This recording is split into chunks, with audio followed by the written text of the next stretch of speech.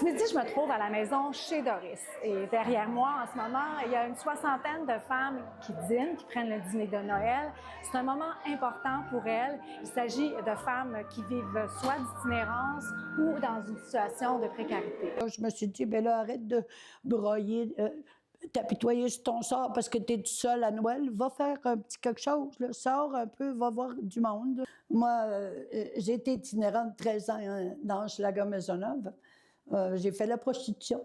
J'ai fait tout ça, j'ai eu honte d'en parler au début, mais maintenant, ça fait longtemps que j'ai plus honte. Depuis 2001 que je m'en suis sortie, mais j'ai un choc post-traumatique assez sévère. Moi, j'étais rendue une locumène, je pesais 75 livres, puis rendue à ce point-là, quand tu fais de la cocaïne en journée longue, puis t'es gelé comme une balle, puis tu peux plus te défendre, ben là, les mauvais méchants loups sortent du bois, puis une femme dans la prostitution, ben la vérité, c'est qu'elle se fait violer souvent. Après ça, c'est cru à dire, hein, mais moi, je dis les choses réelles.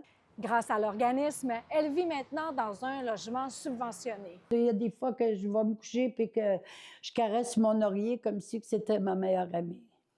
Ça, parce que c'est comme si c'était hier. Excusez.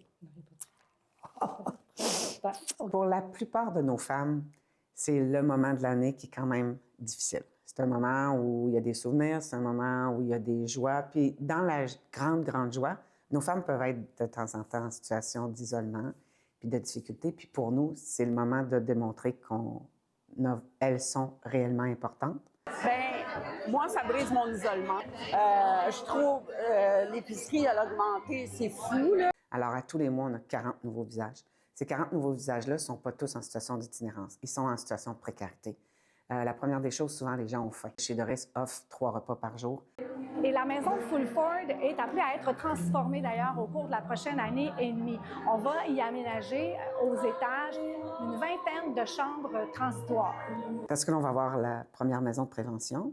Ici, à Fulford, ce sera la deuxième. Alors, on sera rendu à 40 chambres de prévention. Mais ce serait le fun, entre-temps, de pouvoir développer une maison mère-enfant.